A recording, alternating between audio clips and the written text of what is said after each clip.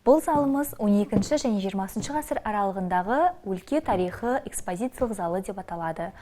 Осы залдан осы кезеңнің тарихы менен және де тарихи тұлғалары менен таныса аласыздар. Алғашқы экспозициямыз Сұлтан Бейбарысқа арналған. Яны міне бұл алдарыңызда Сұлтан Бейбарыстың майлы бояумен салынған портреті, авторы жергілікті суретшіміз Бақтыгерей Телеубайдың салған портреті болатын. Сұлтан Бейбарыс Еділ Жайық бойының перзенті, Бер шуынан шыққан, Мысыр елінде 17 жыл билеген қолбасшы. Сұлтан Бейбарыс Қыпшақ даласында 1225 жылы дүниеге келген. Моңғол шапқыншылығы кезінде Сирияның Дамас қаласында құлдыққа сатылған болатын. Бірақ та өзінің әскери қабілеті мен дарындылығына байланысты мемлекет жасағына мүше болып, кейін мемлекет әміршісіне дейін өсіп, 1260 жылы аға сұлтан атанып, Египеттің тағына отырған. Египет пен Сирияда уақытша тәртіп орнатады. Оның әскери жорығы ұлы жеңістерге жетті. Сұлтан Бейбарыс 1277 жылы өзінің уәзірі Қыпшақ мәмлүк қалауының қолынан қаза тауып, Дамаскідегі Баб-эль-Барид зиратында жерленген. Міне бұл экспозицияда алдарыңызда Сұлтан Бейбарыстың мәңгілік мекенінің фотосуреті, Дамаскідегі Баб-эль-Барид зиратындағы, және де Қазақ КСР-ның халық әртісі Нұрмахан Жантөрин ағамыз Бейбарыстың рөлінде. Солтүстік Африкалық үлгіде күмістен әшекейленіп жасалған мәмлүктер тапаншалары бар экспозицияда. Бұл мәмлүктер тапаншаларын Иманғали Тасмағамбетовке Каирге барған сапарында сыйға табыс еткен болатын. Алдарыңызда экспозицияда Дамаскідегі Бейбарыс сұлтан қабірі, сол Бейбарыс сұлтан қабіріндегі жазу, және де Қазақстан Республикасы мәдениет, ақпарат және қоғамдық келісім министрі осы Сұлтан Бейбарыстың қабірінен тас бөліктерін алу сәтіндегі суреті. Мінекей алдарыңызда осы тастың бөлігі және алтын теңге орналасқан. Сұлтан Бейбарыс қабіріндегі жазулардың аудармасы орын алған экспозициядан. Сонымен қатар алдарыңызда келесі экспозицияда біздің қазіргі әкімшілік ғимарат алаңымыз Сұлтан Бейбарыс алаңы деп аталып, осы жерге 2000 жылы Сұлтан Бейбарыстың туғанына 775 жыл толуына орай Сұлтан Бейбарысқа арнап ескерткіш орнатылған болатын. Міне қазіргі біздің мұражайда экспозицияда Сұлтан Бейбарыстың макеті орналасқан. Жалпы бұл макеті 3 күмбезден тұрады. 3 бұрышты пирамида Мысыр елінің символы ретінде қойылса, күмбезі түркі елінің символы ретінде күмбез орнатылған. Және осы екі күмбездің ортасындағы Сұлтан Бейбарыс ескерткіші осы екі елге де ортақ тұлға екендігін танытады. Авторы Қадыржан Хакимов, сәулетшісі Қадырбай Жарылғасов, салмағы 90 тонна. Әрмен қарай экспозицияда қанжар қынымен біздің мұражайдағы ескі қанжарлардың бірі 1978 жылы мұражайға тапсырылған болатын. Және де тудың ұштығы шамамен 18 ғасырға жатады. Бұл тудың ұштығын атыралық өлкетанушы Вячеслав Константинович Афанасьев Шолпан ата жер астының мешітіне барған кезде табылған болатын.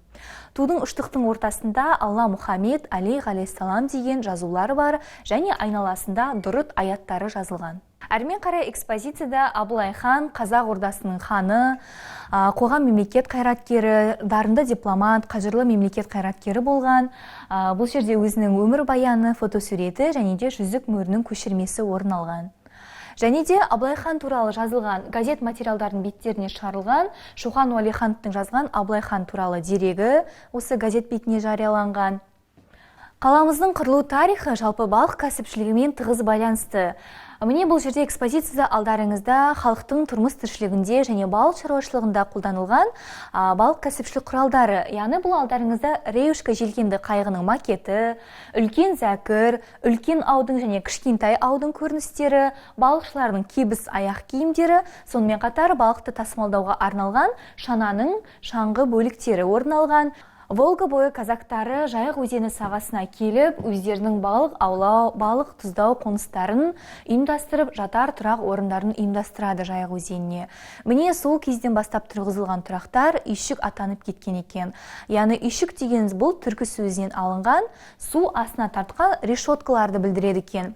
Яғни сол кезде ол үйшіктерді сымнан да, жиі талдан да, қамыстан да мықтап, тоқып, бекітіп тастайды. Яғни сол кездегі бекіре тұқымдас балықтарды аулау мақсатында жасаған екен. Мінекей бұл жерде алдарыңызда осы үйшікпен балық аулау тәсілі көрсетілген макет. Ал 17 ғасырдың 30 жылдарында Ярославдық сауда купесі Гурий Назарев өзінің Баласы Михаил Гурьев осы Жайық өзені сағасына өзінің Жайық қала бекінісін салуға Михаил Федорович патшадан рұқсат қағазын алып, Жайық қала бекінісінің құрылуын бастайды. Жалпы ол қала бекінісі 1647 жылы 6 маусымда басталып, қала 15 жыл бойы 1662 жылға дейін салынған болатын. Яғни бұл қала Жайық қалашығы деп аталынған болатын. Сол кездегі рұқсат қағазында қаланы Астрахань қаласының үлгісінде етіп салу деген жазылған екен. Яны осы қала 15 жыл бойы салынғаннан кейін 1734 жылы ғана қала Гурьев деп аталып, 1865 жылы қала статусын алды. Міне осынша жылдар бойы Гурьев қаласы деп аталып келіп, еліміз тәуелсіздік алғаннан кейінгі облыс тұрғындарының сұранысы бойынша 1992 жылы 21 ақпанда қаланың Гурьев атауы өзгертіліп, Атырау деп аталды. Бұл жерде алдарыңызда экспозициядан осы қаланың тас қамал құрылысы кезіндегі тарихи акті менен 1750 жылғы қаланың жоспары. Келесі экспозицияда 19 ғасырдағы Жайық казак ерінің киімі алдарыңызда, киім көрсетілген. Және де осы Гурьев тас қамалының кірпіш тасы алдарыңызда. Сонымен қатар Гурьевтегі алғашқы көлік, шіркеулеріміз, Никольс шіркеуі, және де қазіргі күнге дейін сақталған Қасиетті Успен соборы алдарыңызда суреттерде. Ал келесі экспозициямыз бұл Степан Разин бастаған ұлы шаруалар көтерілісінің тарихыменен жалғасады. Жайық сағасы бойына қазақтар үлкен бүліншілік жасап, осы 1667 жылдың шілдесінен 1668 жылдың наурыз айына дейін созылған Степан Разин бастаған шаруалар көтерілісі туралы ол жерде карта схемалары, тарихи мұрағат деректері орын алған. Жалпы бұл Степан Разиннің осы Гурьев қалашын басып алудағы негізгі мақсаттарының бірі қаламызды басып алып стратегиялық база етпекші болады. Және де осы өткені біздің қаламызда дәрі-дәрмек, оқ-дәрі өте көп болатын. Міне сол Жайық казактарынан қолдау тапқысы келеді екен. Әрмен қарай келесі экспозициямыз бұл осы Гурьев өңірінде болып өткен тағы да бір аса елеулі оқиғалардың бірі бұл 1773-75 жылдар аралығындағы Емельян Пугачевтың бастауымен болған шаруалар көтерілісі. Жалпы бұл көтеріліс Орал қаласында басталғанымен, оның бір тірегі Гурьев қаласы болды. Императрица 2 Екатерина осы Пугачев атыны халық ойынан біржолата аластату мақсатында Жайық өзенін Орал, Жайық қаласын Орал, Жайық казак орыстарын Орал казак орыстары деп өзгертеді. Келесі экспозицияда алдарыңызда 19 ғасырдың бас кезінде орыс халқы әйелдерінің мереке той күндерімен қатар күнделікті жұмыста да осындай киімнің бірі ретінде киген сарафан көйлегі алдарыңызда.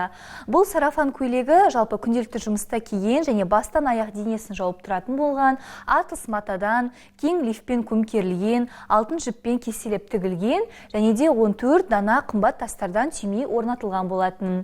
Бұл түпнұсқа жалпы сол кездегі сарайшықтағы алма бағын отырғызушылардың бірі Зрячкина Ирина Николаевна киген болатын. Осы киімді келіні қазіргі Атырау қаласындағы номер 22 мектептің мұғалімі 2006 жылы мұражайға тапсырған болатын. Келесі алдарыңызда экспозицияда қазақ батырларының қазақи салт-дәстүрімізде батырларымыздың толық қару-жарақ кешені, яғни ер қару, бес қару түрлері алдарыңызда. Яғни бұл жерде көретіндеріңіз түйреу қаруы, найза, ату құралы, садақ жебесімен, қорғаныс құралы қалқан деп аталатын және кесу құралы қылыш, сонымен қатар шабу құралы, айбалта, соғу құралы шоқпар. Сонымен қатар жоғарғы экспозицияда қазақ жұртының жұдырықтай жұмылдырып басын біріктіруде ұлы жүз Төле би, орта жүз Қаз дауысты Қазыбек би және кіші жүз Әйтеке билердің сіңірген зор еңбектері, қажыр қайраты тарихтан да белгілі. Бұл жерде өзіндік таңбаларда орналасқан. Таңбалардың айырмашылығы, яғни ұлы жүзге таяқ беріп малға қой, орта жүзге қалам беріп дауға қой, және кіші жүзге найза беріп жауға қой деп айтқан екен. Әрмен қарай келесі экспозицияда қазақ жауынгерінің үстіне киген темір сауыты және басына киген дуылғасы бұл алдарыңызда түпнұсқа көрсетілген. Сонымен қатар келесі экспозициямызда қару-жарақтар жиынтығы орын алған. Аңшы тапаншасы 20 ғасырдың бірінші жартысындағы мылтық, драгун қылышы және әртүрлі қылыштардың түрлері 19 ғасырға жататын. Бұл қару-жарақтардың жиынтықтары жалпы әр жылдарда осы облыс тұрғындарының музейге әкеліп тапсырғандары. Сонымен қатар келесі экспозицияда қазақ ханның шапанның киімінің көшірмесі, шапан және айыр қалпақ. Келесі экспозициямызда Әбілхайыр ханның портреті орын алған. Кіші жүздің ханы 1718-1748 жылдар аралығында соғыста өзінің батырлығымен, айлакерлігімен, шабуылдарды ұйымдастыра білуімен аты шыққан Әбілқайыр ханға арналған экспозиция болатын. Өзінің жүзік мөрінің көшірмесі бұл жерде орналасқан экспозициядан. Сонымен қатар 16-17 ғасырларда Моңғолияның батыс аймағынан жоңғар мемлекетінің іргесі қаланған болатын. Бұл тұрған алдарыңызда қалмақтардың сыйыну бұйымдары, Бурхан сыйыну бұйымдары, қалмақ көшпенділері, қалмақ хатондары 18 және 17 ғасырға жататын, және де қалмақ жауынгерінің суреті, карта схемалары сол кездегі орын алған. Келесі экспозицияда Сырым Датұлы арналған экспозициямыз орын алған. Сырым Датұлы Ресей патшасының отарлау саясатына қарсы күрескен кіші жүз қазақтар көтерілісінің көрнекті батыры, әйгілі шешен, атақты батыр, қоғам мемлекет қайраткері. Бұл жерде де алдарыңызда осы Сырым Датұлына арналған әртүрлі мұрағат деректерінің көшірмелері және жүзік мөрінің көшірмесі орын алған. Сонымен қатар Ресейде ең алғаш рет күміс ақша бұл 14-18 ғасырларда пайда болған және оларды түрікше деньга деп атаған екен. Енді бұл келесі алдарыңызда экспозициямыз Әбілқайыр ханның немересі, Нұралы ханның ұлы Бөкей хан 1801 жылы осы Еділ мен Жайық арасындағы 30 жыл бойы иесіз қалған ен даланы мекендеуге Павел бірінші патшадан рұқсат қағазын алып, өзінің әскерлеріменен сол Жайықтың арғы бетіне өтуге рұқсат қағазын алып, өзінің әскерлерімен көшіп, 1801 жылы ішкі ордасы, яғни Бөкей ордасын құрған болатын. Бөкей сұлтан 12 жыл сұлтандық, 3 жыл хандық дәрежеде ел басқарды. 1815 жылы Бөкей хан қайтыс болғаннан кейін, оның орнын уақытша інісі Шығай хан басқарған болатын. Ал 1823 жылдан бастап, осы Бөкей ханның үлкен ұлы Жәңгір хан Бөкей ордасының соңғы әрі үшінші ханы тарихта қалған еді. Алдарыңызда бұл 1832-1929 жылдар аралығында тұрақты хандар жәрмеңкесінде сатып алынған ағаш орындықтары 19 ғасырдағы екі айналар, бұлардың 200 жылдық тарихы бар. Және де 1735-1929 жылдар аралығында шығарылған Ресейдің мыс ақшаларының түрлері экспозицияда орын алған. Ал келесі экспозициямыз осы Жәңгір ханға арналады. Бөкей ордасының соңғы әрі үшінші ханы, Бөкей ханның өзінің әйелі Фатима ханымен түскен ұлы Ғұбайдолла, және де Жәңгір ханның жүзік мөрінің көшірмесі. Жәңгір хан ибн Бөкей хан деп жазылған екен жүзік мөрінде. Жалпы Жәңгір хан өзі хандық еткен кезде халыққа мектеп ашып, сауат ашу негізін қалаған. Ең алғашқы 1826 жылы алғашқы ордада дәрігерлік пункт ашылған, және де 1861 жылы 61 адам оқитын 2 сыныптық, 4 сыныптық училищелер ашылған болатын. Сондай-ақ Жәңгір хан генерал-майор атағын алып, Қазан университетінің құрметті мүшесі де болған. Ал келесі экспозициямыз алдарыңызда Исатай Тайманұлы мен Махамбет Өтемісұлы бастаған 1836-1838 жылдардағы ұлт-азаттық көтерілістің картасы. Бұл картада шартты белгілермен осы облыс орталықтары, көтеріліс болған жерлері және түрмеде отырған жерлері де, елді мекендері, ескерткіш орнатылған жерлері барлығы да осы картада айқын көрсетілген болатын. Және де қаламыздағы осы Исатай мен Махамбетке арналған ескерткіші де осы картада бейнеленген болатын.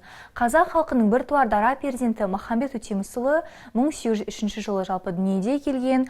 Бұл экспозициядан осы Махамбет Өтемісұлының жалпы Алматы қаласындағы Ықылас атындағы Республикалық халық аспаптар музейінде сақталған түпнұсқасына қарап, көшірмесі жасалынған болатын. Міне алдарыңызда осы Махамбет Өтемісұлының домбырасының көшірмесі.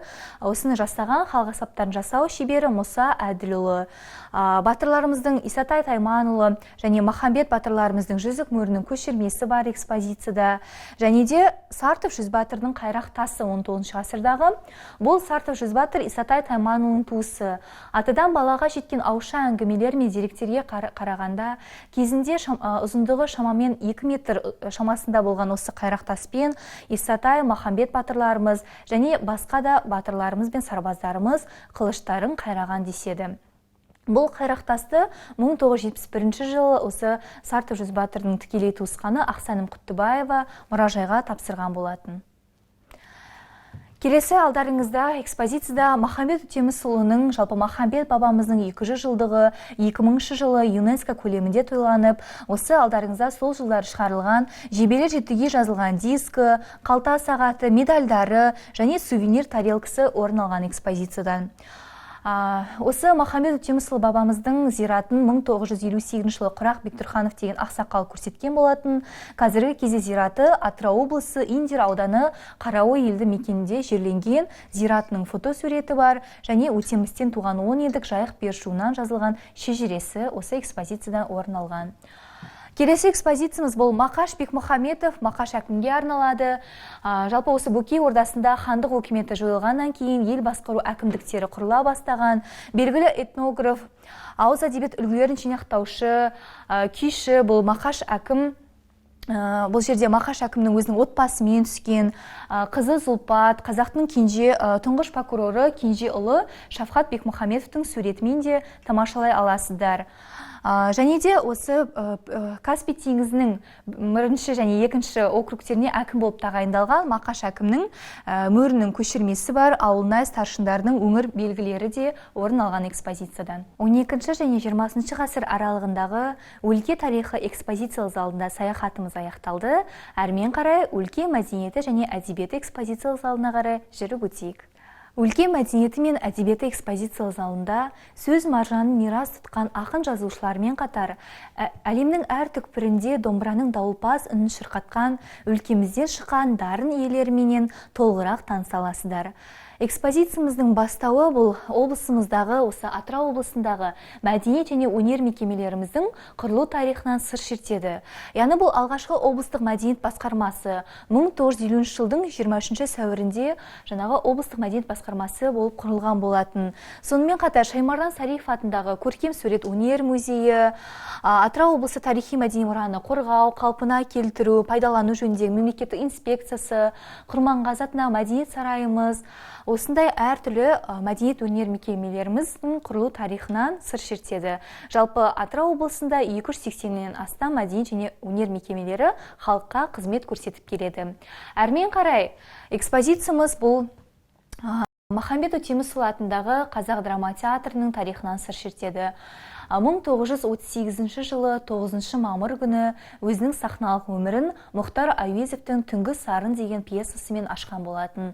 Алдарыңызда Нұрмахан Жантөрин ағамыздан бастап, осы қазақ КСР-дің халық артистері Мұхтар Бақтыгереев, Қуат Төлеков, Құрманғали Доғалақов, Алма Ахметова, Чапай Зұлқашев, Оңай Жақсыбаева, Күнипа Иманғалиева бұл ағаларымыз, апаларымыздың осы театрда өздерінің әр кездерде спектакльдерде ойнаған фотосуреттерінен тамашалай аласыздар. Әрмен қарай экспозицияда ақын жазушыларымызбенен таныс бола аласыздар. Абу Сәрсенбаев Қазақстанның халық жазушысы, Ұлы Отан соғысының ардагері, абыз ақын аудармашы. Ғабдол Сланов қазақ прозасының қалыптасуы мен дамуына үлкен үлес қосқан еңбегі сіңген жазушы. Осы Атырау қаламызда Ғабдол Сланов атындағы ғылыми әмбебап кітапханамыз бар. Хамит Ерғалиев Қазақстанның халық жазушысы, Ұлы Отан соғысының ардагері, ақиық ақын аудармашы. Әрмен қарай экспозицияда Томан Амандосов қазақ журналистикасының негізін салушы, филология ғылымдарының докторы, профессор.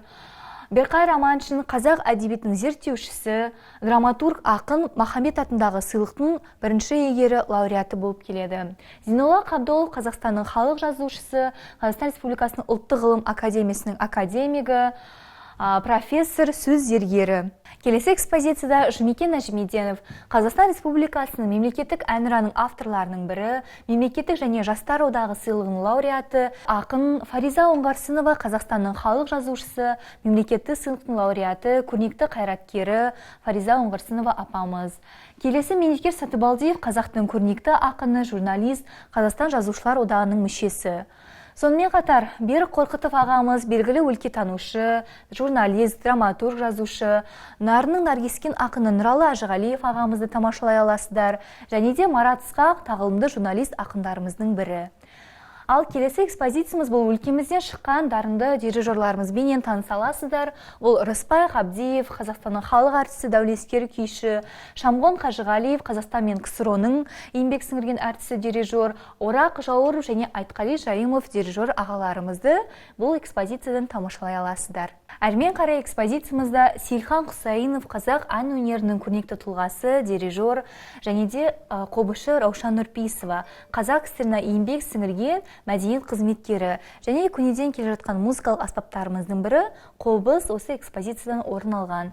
Сағын Жалмышев қазақтың кең өнерін кеңінен насихаттаушы.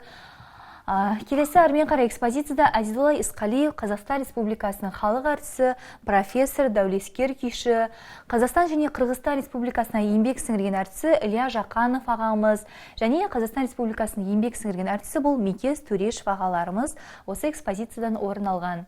Келесі экспозициямызда Бақыт Қарабалина, Қазақ КСР-ның еңбек сіңірген әртісі, дәулескер күйші, және Қазақ КСР-ның еңбек сіңірген өнер қайраткері, сазгер Мәкәлім Қойшыбаев, Ерік Құрманғалиев, контртренер опера әншісі Ерік Құрманғалиевке арналған болатын. Сондай-ақ бұл жерде экспозицияда Ахмет Жұбанов, қазақ ән өнерінің белсендісі, дирижер, музыка тарихының маманы. Жалпы Ахмет Жұбанов бұл Ақтөбе облысына дүниеге келген, және Нұрғиса Тілендиев КСР-ның халық әртісі, Қазақстанның еңбек сіңірген өнер қайраткері. Осы Атырау қаламызда Нұрғиса Тілендиев атындағы Кіші өнер академиясы құрылған болатын. Осы өлке мәдениеті және әдебиеті экспозициялық залының төрінде орын алған ұлы күйші, дарынды сазгер Құрманғазы Сағырбайұлыға арналған болатын. Құрманғазы Сағырбайұлы 1823 жылы осы Атырау қаласының Құрманғазы ауданында дүниеге келген. Бұл жерде алдарыңызда Құрманғазы Сағырбайұлының домбырасы, қамшысы, ер тоқымы және де мылтығын көре аласыздар. Бұл мылтық 1849 жылы атақты Тула деген қару-жарақ зауытында жасалған болатын. Өйткені жаңағы ұңғымасында 1849 жыл деп ойып жазылған жазуы бар. Сол кездегі күйшінің осы ер қаруы, бес қару ретінде пайдаланғандығын көрсетеді екен бұл мылтық. Жалпы бұл мылтық Қаршыға Ахмедияровтың жанұясымен 2000 жылы біздің мұражайға тапсырылған болатын. Әрмен қарай экспозицияда Қазақ КСР-ның халық әртісі, мемлекеттік сыйлықтың лауреаты, асқақ әнші, тенор дауысты Ғарифолла Құрманғалиевқа арналған экспозиция. Яғни бұл жерде алдарыңызда Ғарифолла Құрманғалиевке арналған мүсіні жасалынған, патефоны және шапаны менен сол кездерде шығарылған афишасы алдарыңызда экспозициядан орын алған. Әрмен қарай экспозицияда Дина әжемізге арналған болатын. Дина Нұрпейісова 1861 жылы Батыс Қазақстан облысының Жаңақала ауданы Бекетай құмында дүниеге келген. Өзінің күйшілік өнері 8-9 жасынан бастап дами бастаған. Жалпы күйшілік өнері өзінің әкесі кенжеден дарыған болатын. 1870 жылы осы Құрманғазымен кездесуі Динаның болашақ жолында жарқын болашағына зор әсер етеді. Сол кезде Дина осы Құрманғазы мен Дина арасындағы шығармашылық достықты Құрманғазы менің оң қолым мен Динаның сол қолын бір кісіге берсе, дүниеде одан асқан домбырашы болмас еді деген сөздерін айқын аңғартады. Бұл жерде алдарыңызда Дина әжеміздің 1930 жылдар жасалған домбырасы, түпнұсқа және де өзінің шапаны менен ақ жаулық орамалы, күміс белбеуін көре аласыздар. Бұл жерден 1999 жылы ғасыр саңлағы деген атаққа ие болған құрмет грамоталар мен құрмет белгісі экспозициядан орын алған. Ал әрмен қарай бұл экспозицияда Нариман Үлкенбаев, Қазақстанның еңбек сіңірген қайраткері, мәдениет майталманы, сөз зергері 1939 жылы 1 қаңтарда Атырау облысының Исатай ауданының Манаш ауылында дүниеге келген болатын.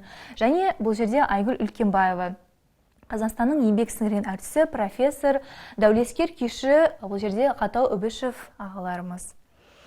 Және де бұл жерде экспозицияда Қазақстанның халық әртісі, Қазақстан Республикасы мемлекеттік сыйлығының лауреаты, профессор, сазгер, домбырашы Қаршыға Ахмедияров 1946 жылы 25 наурызда Атырау облысының Махамбет ауданы Таңдай ауылында дүниеге келген. Сахналық киімі, домбырасы, Қаршыға аға жөнінде жазылған кітаптары менен дискілері осы экспозициядан орын алған. Ал келесі экспозициямызда бұл енді мұражайдың қорында жинақталған әртүрлі осы саз аспаптар коллекциясы, домбыралар коллекциясына арналған болатын. Яғни бұл жерде осы елімізге танымал ағаларымыздың, айтыскер ақындарымыздың, дирижер ағаларымыздың домбыралары менен таныс бола аласыздар. Осындай әдемі домбыралар коллекциясы арналған болатын. Өлке мәдениеті және әдебиеті экспозициялық залында саяхатымыз аяқталды. Әрмен қарай 1941 және 1945 жылдар аралығындағы Ұлы Отан соғыс залына қарай жүріп өтейік. 1941-1945 жылдар аралығында болған Ұлы Отан соғысы ел тарихында ерекше орын алады. Бұл залымыз жалпы 13 тематикалық витринаға бөлінген болатын. Ең алғашқы фашистік Германияның КСР-ға тұтқиылдан ксроға тұтқиылдан соғыс ашу кезіндегі деректер менен әртүрлі фотосуреттері, соғыс кезінде пайдаланылған қару-жарақтар және әртүрлі бұйымдар менен осы залдан таныса аласыздар. Ең алғашқы бұл экспозициямызды Брест қамалын қорғауға қатынасушылардан басталады. Жалпы бұл Брест қамалына қорғауға қатынасушыларға 3000-нан астам қазақстандық жауынгерлеріміз қатысқан болатын, соның тек қана 60-қа жуығы ғана тірі қалды. Ал әрмен қарай келесі экспозициямыз Мәскеу түбінде шайқасқа қатынасушыларымызға арналған фотосуреттері. Владимир Скелев Анатольевич 1903 жылы Гурьев қаласында дүниеге келген болатын. Бұл Ұлы Отан соғыс жылдарында Қара теңіз флотының контр-адмиралы, өзінің жеке құжаттары, бұл жерде соғыс жылдарында киген әскери киімі, сондай-ақ Максим пулемет алдарыңызда, және де ұшқыш сынақшы авиация майоры Шауқат Есетовтің киген киімі мен соғыс жылдары кезінде пайдаланған әртүрлі қару-жарақтардың түрлері осы экспозицияда орын алған. Келесі экспозицияда батыр қалаларымыздың бірі Ленинград еліміздің саяси, экономикалық, мәдени және ғылыми орталығы болған. Ленинград қаласын қорғауға қатынасушыларымызға арналған суреттеріміз, бұл жерде орын алған ардагерлеріміздің 900 күн мен түн 29 ай бойы Ленинград осы қоршауда болған екен. Бірақ жау қаншалықты оны қоршағанменен түбегейлі басып ала алмады. Осы жерде алдарыңызда сол соғыс жылдарында пайдаланған әскери планшетка және соғыс кезінде су ішкен флягасы орын алған. Келесі экспозицияда Сталинград қаласын қорғауға қатынасушыларымыз орын алған. Сталинград қаласы жалпы бұл еліміздегі аса ірі шайқастарға толы жыл болған. Бұл жерде алдарыңызда сол кездегі батырларымыздың Колесниковтың әскери киімі, соғыс жылдарындағы әскери оқтар менен снарядтар, батырларымыздың өзінің алған өңір белгілері және 1942 жылы Гурьев қаласында жаяу әскери теңіз училищесі құрылған болатын. Осы сол кездегі Гурьев жаяу әскер училищесінің түлектері бұл жерде яғни соғыс кезінен кейінгі ұлы жеңіс тойланып, осы мәңгілік алау басында кездесу сәттеріндегі фотосуреттері, сонымен қатар әскери ауруханалар да болған екен соғыс жылдарында. Осы жерде фотосуреттерде әскери ауруханада болған жаралы жауынгерлеріміз Касаткин мен медбикелеріміз Зинаида Тулина, Клавдия Шлейхердің фотосуреттері, медициналық құрал жабдықтары менен әскери киімдері де осы экспозицияда орын алған. Сондай-ақ әрмен қарай экспозициямыз бұл жерде майданға жіберілген заттардың үлгілері, яғни соғыс жылдарындағы осы зұлмат кезеңінде әжелеріміздің үйде отырып соғысқа жіберген бұл жерде тоқыма қолғап, тоқыма шылық, қысқы мезгілде киген тон алдарыңызда көрсетілген. Сондай-ақ радио Урал соғыс жылдарында әртүрлі патриоттық әндеріміздің шырқалған соғыстан кейінгі патефондарымыздың түрлері орын алған. Әрмен қарай залымыздың экспозициясында бұл жерде алдарыңызда Кеңес одағының батырлары 10 адам иеленген және даңқ орденінің толық иегерлері 5 адам иеленген, ал Қазақтан шыққан тұңғыш ұшқыш қызымыз халық қаһарманы атағына ие болған Хиуаз Қайырқызы Доспанова 1922 жылы 15 мамырда Атырау облысы Құрманғазы ауданының Зормата ауылында дүниеге келген. Жалпы Орал қаласында номері 1 орта мектебін бітірген және Мәскеу қаласындағы медицина институтының 1 курсын аяқтаған шақта Ұлы Отан соғысы басталғанын естіп, өз еркіменен соғысқа аттанады. 300-ден астам әуеге ұшып ұрыстар жүргізеді. Алғашқы ұрысты оңтүстік майданнан бастап жеңісті Берлинде қарсы алады. Соғыс аяқталғаннан кейінгі жалпы бейбіт өмірде де жұмысын жалғастырып, осы тек 2008 жылы 86 жасында Алматы қаласында дүниеден өткен болатын. 2004 жылы Қазақстан Республикасының елбасының жарлығыменен халық қаһарманы атағына ие болып, 2010 жылы біздің осы Атырау қаламыздың орталықта Хиуаз Доспановаға арналған ескерткіш орнатылған болатын. Әрмен қарай экспозицияда алдарыңызда бұл енді Киев, Польша қалаларын азат етуге қатынасқан батырларымыздың фотосуреттері алдарыңызда, өңір белгілері және де майдангерлердің туысқандарына жазған хаттары, түпнұсқа, яғни бұларды сарғайған сары хаттар деп атаймыз. Сонымен қатар Украина, Белоруссия, Венгрия қалаларын азат етуге қатынасқан батырларымыздың суреттері менен жеке құжаттары, соғыс жылдарында пайдаланған әртүрлі өздерінің киімдері, бұл жерде соғыс жылдарында жазылған жеке қолжазбалармен де таныса аласыздар. Және 1945 жылы ұлы жеңіс тойланып, бұл алдарыңызда экспозицияда жеңістерің құтты болсын жолдастар атты газет беттеріне жарияланған әртүрлі құттықтаулары. Сонымен қатар осы батырларымыздың соғыс жылдарынан кейінгі әртүрлі мәңгілік алау басында кездесу сәттеріндегі фотосуреттері, жеңіс шерулеріне түскен әскери шерулерден фотосуреттерді тамашалай аласыздар. Атырау облысы бойынша соғысқа 42.509 адам аттанып, соның Атырау қаласынан 11.302 адам осы соғысқа аттанған болатын. Міне бұл экспозицияда соғыс ардагерлерінің мәңгілік алау басында кездесу сәттеріндегі Фронтовичка клубының мүшелері, жеңіс шеріне қатынасушы ардагерлеріміздің фотосуреттері қойылған. Осымен 1941 және 1945 жылдар аралығындағы Ұлы Отан соғыс залына саяхатымыз аяқталды. Әрмен қарай тәуелсіз Қазақстан тарихы залына қарай жүріп өтейік. Бұл залымыз тәуелсіз Қазақстан тарихы залы деп аталады. Тәуелсіздік бұл ең алдымен қазақ халқының бостандыққа ұмтылған асқақ арманы мен қайсар рухының жемісі. Еліміз 1991 жылы 16 желтоқсанда тәуелсіздігін жариялап, дербес мемлекет ретінде әлемге танылды. Алғашқы экспозицияда Қазақстан Республикасы президентінің қаулысы, жарлығы, бұл жерде Конституцияның жарлықтары және қаламызды Атырау туралы өзгерту туралы қаулысы алдарыңызда. Және де алдарыңызда 1993 жылы 15 қарашада айналысқа енгізілген ұлттық валюта теңгенің түрлерін көре аласыздар бұл жерден. Әрмен қарай экспозицияда қаламыздың ескі және жаңадан салынған бұл жерде фотосуреттерін тамашалай аласыздар. Вокзал маңы, тұрғын үй қалашығы, жайық жағалауында орналасқан Ренко қонақ үйлеріміз, бұл жерде итальяндық қонақ үйлердің бірі, және қаламыздың орталығындағы Ақжайық қонақ үйі, орталық көпіріміз, бұл жерде жаяу жүргіншілер көпірі, бұрынғы мұнайшылар мәдениет сарайы, бұл қазіргі Құрманғазы атындағы мәдениет сарайымыздың фотосуреттері, Ақ үй әкімшілік ғимаратымыздың сыртқы ғимараты бұл жерде алдарыңызда. Және де әрмен қарай экспозицияда елбасымыз Нұрсұлтан Әбішұлы Назарбаевтың осы Атырау облысы өңіріне әр жылдарда іс сапармен келген кездегі фотосуреттерін көріп тамашалай аласыздар. Сонымен қатар бұл экспозицияда тәуелсіз еліміздің бүгіні мен келешегі үшін қаралтыны маңызы өте зор. Мұнайлы Астана атанған Атырау өлкесінде Атырау мұнай өңдеу зауыты, Ембі мұнайгаз, Казтрансойл акционерлік қоғам батыс филиалы және де Теңізшевройл атты мұнай компаниялары бұқара халықты жұмыспен қамтуда қазіргі кезде. Әрмен қарай экспозицияда алдарыңызда халыққа жылу және электр желілерін жетілдіруде адал қызмет ететін Атырау энергия кешені өлкеміздің бір байлығы. Атырау мұнай-маш машина жасау зауыты және де Атырау бекіре балық өсіру зауыты, бұл бекіре тұқымдас балықтарды жасанды түрде өсіретін және жылына 3,5 миллионнан астам шабақтарды Жайық өзеніне жіберуде. Тәуелсіз Қазақстан тарихы залындағы ең басты экспозицияларымыздың бірі бұл Қазақстан Республикасының мемлекеттік рәміздеріне арналған болатын. Алдарыңызда Қазақстан Республикасының мемлекеттік туы бұл еркіндіктің, бостандық пен егемендіктің белгісін білдіреді. Қазақстан Республикасы мемлекеттік туымыздың авторы бұл белгілі Қазақстан Республикасына еңбек сіңірген әртісі Шәкен Ниязбеков.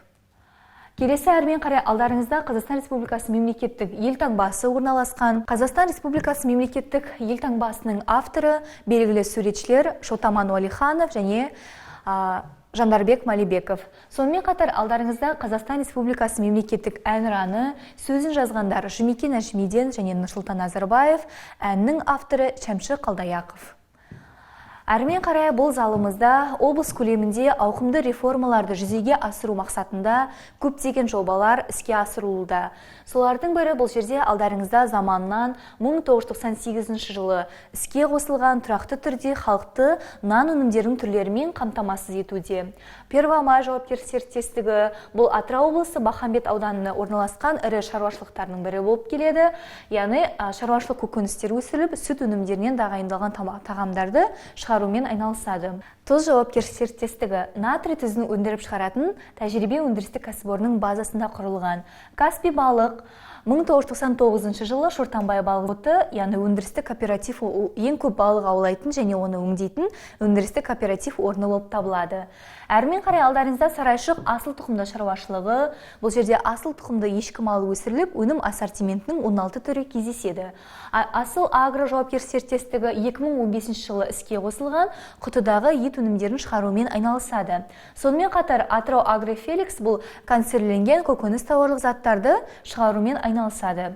Әрмен қарай алдарыңызда Атырау Бөдене, алмалы құс фабрикаларымыз, алдарыңызда фотосуреттер менен өнім түрлері орын алған. Сондай-ақ Атырау облысында бір рет қана қолдануға арналған шприц зауыты, ол Бранды жауапкершілігі серіктестігі. Және де Рауан Налкы мұнай және газ өнеркәсібі үшін отандық химиялық реагенттерді өндіруші кәсіпорын, яғни химиялық реагенттерді өндірумен, оларды әзірлеумен және сатумен айналысады. Әрмен қарай алдарыңызда Каспиланы Атырау жауапкершілігі серіктестігі, бұл табиғи жүннің бірегей түрлері, яғни түйе, қой және ешкі жүндерінің бірегей түрлерін шығарумен айналысатын кәсіпорын болып табылады. Батыс Қазақстандағы ең бірінші кәсіпорын. Полимер Продакшн және Казхим жауапкершілігі серіктестіктері, бұлар полипропиленді өнеркәсіп салалары болып келеді. Және де Атырау облысында біздің Қазақстан халқы ассамблеясы 1995 жылы құрылған болатын. Жалпы осы Атырау облысында еліміздің әртүрлі әлеуметтік, мәдени, саяси өмірге белсене араласа отыратын 17 этномәдени бірлестіктеріміз бар. Осы алдарыңызда экспозициядан әр ұлт өкілдерінің фотосуреттері менен грузин халқының, татар халқының және корей халқының жеке тұтынған бұйымдарын да тамашалай аласыздар.